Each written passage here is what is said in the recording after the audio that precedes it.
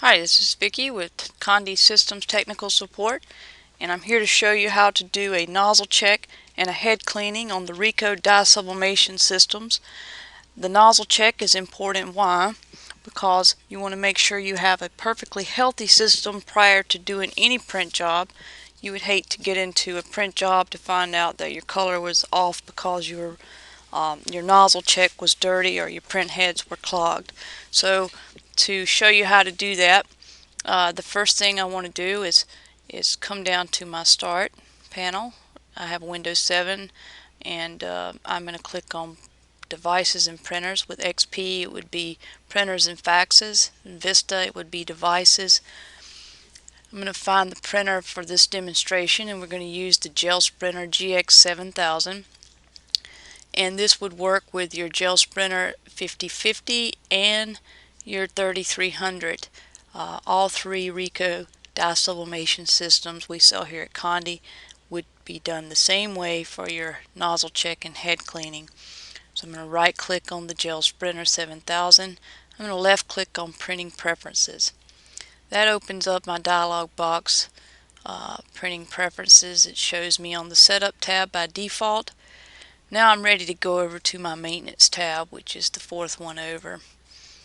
Then I'm going to left click on Nozzle Check at the top right, and this prints a test pattern to let me know that my printer's healthy. Now when you print the nozzle check, keep in mind that you can use plain average paper that you would get, not your sublimation paper, just plain paper, and it would be much cheaper to use plain paper than to use the the sublimation paper products that we sell here.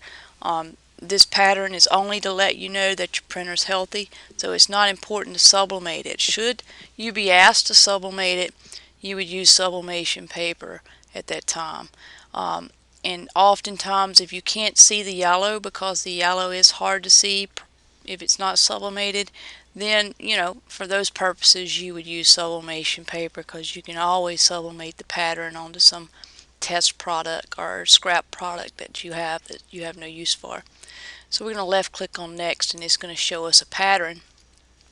For the GX7000, you have 4 blocks of color. You have the yellow, the magenta, the black, and the cyan in this order. And the Ricoh also has 4 blocks of color. Now your GX 5050, it has 2 blocks of yellow, 2 blocks of magenta, 2 blocks of black, and 2 blocks of cyan. So it's a little different for the 5050 people. But make sure that you kind of study this pattern here so that you know what to expect on your printout. What you don't want to see is breaks in these lines. You don't want to see a complete color missing. You don't want to see gaps. You want to see little jagged lines, little cells I call them, within these long lines, and you want to see them all connect and in this order. So I'm going to left click on Next, and that's going to print my job. Once my job is printed out, I want to compare it to the pattern that we just talked about. I'm going to make sure that it does look like that pattern. Should it not look like that pattern, you have the option here to continue on to a head cleaning. And for this demonstration, we're going to continue to the head cleaning so that I can show you how to do that too. And so we're going to go ahead and click Next after we've checked head cleaning.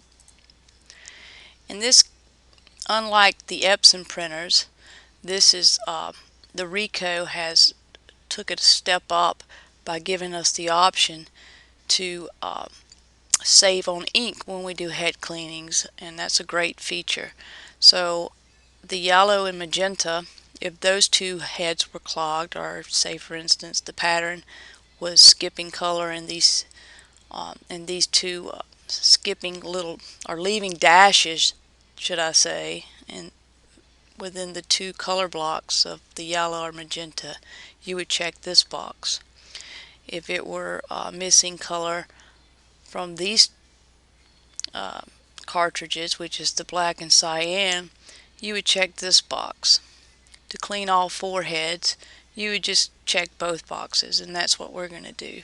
So we're just going to click next, and that's going to take us through a head cleaning, and that usually takes about a minute, minute and a half. And here it's asking me for permission to perform the operation, so I'm going to left click one more time on next, and that executes my job. And from my dialog box that just came up, it shows me the status and the process and lets me know that I'm still waiting, and it'll also this box will close when it's completed. So we'll wait for that to finish up, and then I'll show you what happens next. And when the nozzle check finishes, it's going to leave us with this dialog box that lets us know that the head cleaning was completed. And to see the status now of the nozzle check, we want to check this box.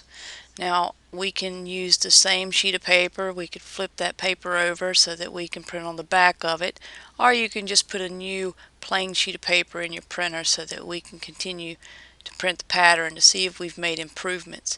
And that's what you want to see on the nozzle check. You want to see improvements.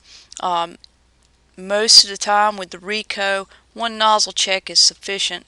One head cleaning is sufficient to get a good nozzle check. Sometimes you might have to do 2, but what's important here is that you're making improvement. If improvement is not what you see, then you just want to stop and give us a call here at Condi, because something else is wrong, and we want to make sure you're not just purging ink through your system for no beneficial purpose at all. So I'm going to go ahead and click next, because I want you to know that you need to look at your pattern at this point to see if there is any improvement. 2 or 3 nozzle checks at max, but once you get a good nozzle check, you want to stop. If you have a good nozzle check, you wouldn't continue to the head cleaning, but I do want to show you how to do that. And again, this is the pattern that we're looking for, and then we'll go ahead and print.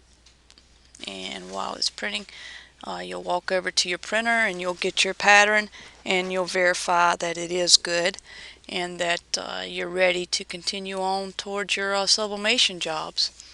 And so you just click finish, unless you need to do one more cleaning.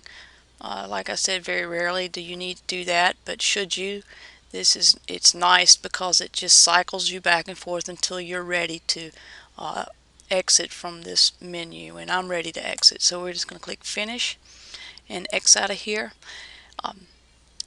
We have documents online that will show you from the Ricoh documents page on our support page how to do the nozzle check and head cleanings.